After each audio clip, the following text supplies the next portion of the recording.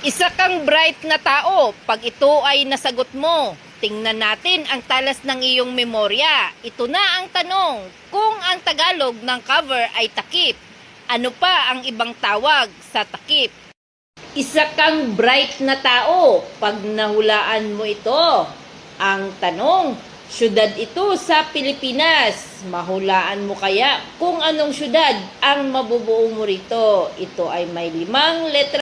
Bukan nga natin ang talas ng iyong memorya. Sa unang tingin mo, alam mo na kung anong sagot rito. Ito na ang tanong. Sa umaga, hawak ko siya. Sa gabi, nawawala siya. Ito ay may 5 letra.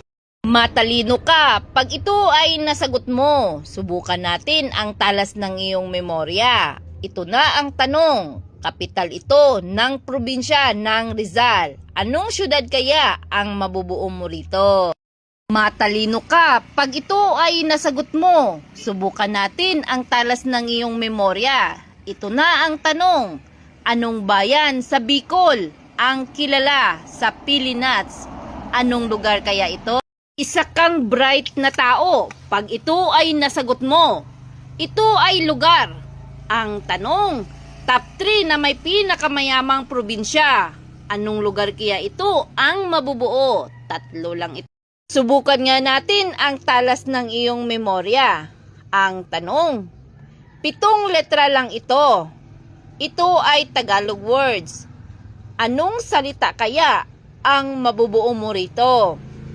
Matalino ka pag ito ay nasagot mo. Ang tanong, ito ay pwedeng gawing plato, kutsara, mangkok, sandok at iba pa. Ito ay yari sa anong bagay na may 5 letra. Tingnan nga natin ang talas ng iyong memorya. Ito na ang tanong, anong meron sa aso, sa daga, na meron din sa pusa? Ano ito na may 8 letra? Tingnan mabuti. Matalino ka pag ito ay nasagot mo. Subukan natin ang talas ng iyong memorya. Ang tanong, may mahabang katawan, isa ang ulo, ngunit walang kamay at mga daliri. Isa kang bright na tao pag ito ay nasagot mo. Ito ay isang uri ng bagay na ginagamit panukat ng bigas noong unang panahon. Meron pa kaya gumagamit nito sa ngayon? Ito ay may 5. Isa kang bright na tao pag ito ay nasagot mo. Ang tanong, syudad ito sa Metro Manila na may 8 letra. Anong salita kaya ang mabubuo mo rito? Isa kang bright na tao pag ito ay nasagot mo. Ang tanong, anong salita kaya ang mabubuo mo rito? Ito ay may 7 letra na nagsisimula sa letrang S. Subukan nga natin ang talas ng iyong memorya. Ang tanong, dito madalas nasisilaw ang tao at nagpapatayan dahil sa 6 na letra na ito. Ano kaya ito pag nabuo? Tingnan mabuti. Isa kang bright na tao pag ito ay nasagot mo. Subukan natin ang talas ng iyong memorya. Ang tanong, anong city sa Metro Manila na kilala bilang business capital of the Philippines? Saan nga ba? Subukan nga natin ang talas ng iyong memorya. Ang tanong, anong salita kaya ang mabubuo mo rito? Ito ay matatagpuan sa parte ng katawan ng tao. Ito ay may 9 na letra. Subukan nga natin ang talas ng iyong memorya. Bright ka pag ito ay nasagot mo. Ang tanong, anong salita kaya ang mabubuo mo rito sa mga letrang ito? Ito ay may 7. Isa kang henyo pag ito ay nasagot mo. Tingnan natin ang talas ng iyong memorya. Ang tanong, prutas ito na nagsisimula sa letrang K. 3 lang ito.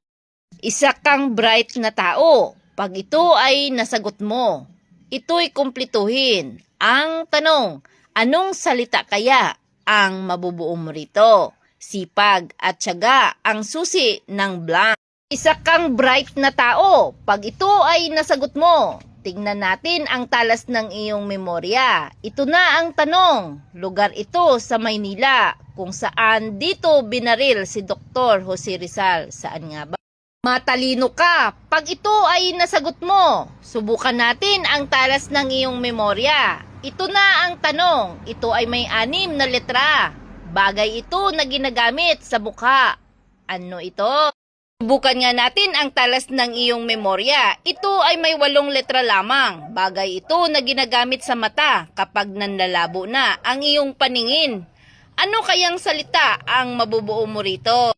Matalino ka pag ito ay nasagot mo. Subukan natin ang talas ng iyong memorya. Ang tanong, saludo ako sa iyo pag alam mo ang mga ito. Isa kang bright na tao. Pag ito ay nasagot mo, subukan natin ang talas ng iyong memorya. Ito na ang tanong, bukod sa Biyernes, ano pang araw ang nagsisimula sa letrang B na may 5 letra?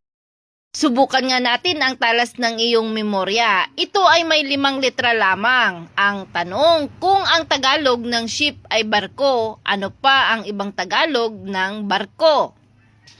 Subukan nga natin ang talas ng iyong memorya. Ito ay may 7 letra lamang. Ito na ang tanong, meron sa barko, sa pulis, sa barangay, at sa eroplano.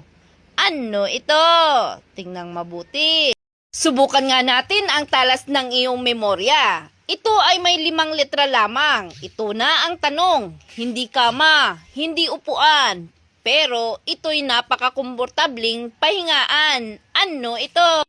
Isa kang matalino na tao. Pag ito ay nasagot mo, subukan natin ang talas ng iyong memorya. Ang tanong, kung ang Tagalog ng breakfast ay almusal, ano pa ang malalim na Tagalog ng almusal? Tingnan mabuti.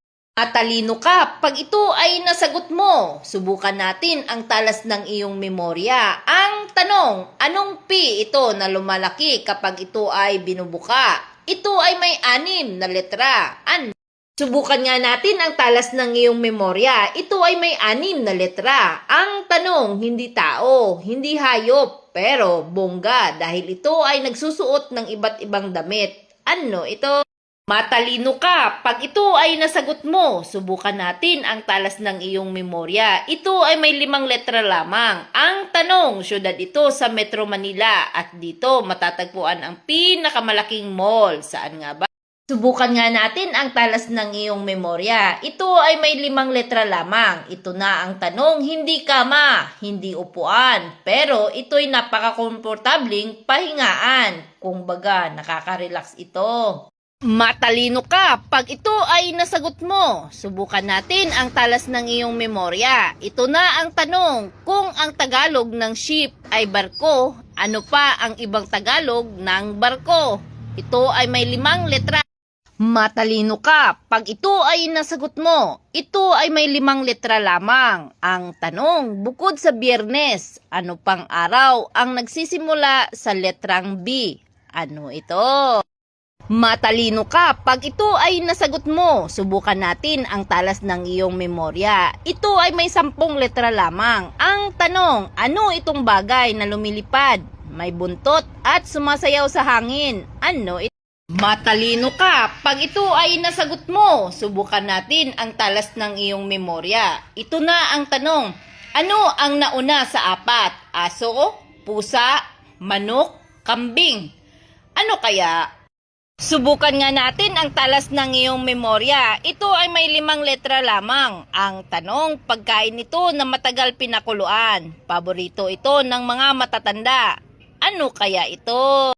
Matalino ka pag ito ay nasagot mo. Subukan natin ang talas ng iyong memorya. Ito na ang tanong, lugar ito na may malawak na plantasyon ng saging.